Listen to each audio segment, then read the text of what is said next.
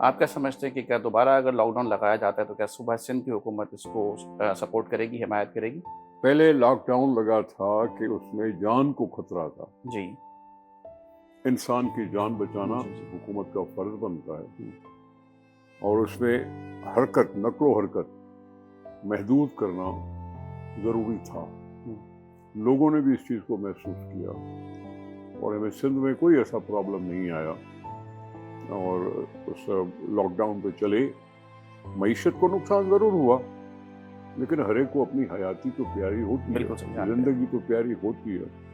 یہ اور بات ہے کہ اس وقت کی حکومت جس نے بھی پھر لاک ڈاؤن کر ہی لیا، لیکن ہمیں خواہ تنقید کا نشانہ بناتی تھی عمران خان کی حکومت۔ لیکن اگر حل یہ ہے تو پھر ہم نے وہ کیا۔ اب یہاں ہے مہنگائی۔ جی مہنگائی کی وجہ سے کیا کیا؟ ہم نے کہا گھر سے بیٹھے کام کرو، ہم نے کہا ہفتے میں 4 دن کام کرو، 3 دن چھٹی کرو۔ تو یہ بھی کچھ ورکنگ آورز کم ہوئے۔ ورکنگ آورز کم ہونے کا مطلب کہ بھائی پیٹرول کی کچھ بچت ہوئی، افسران نہیں جائیں گے آفس میں، گھر سے بیٹھ کے کام کرنے کی اجازت ہو گئی۔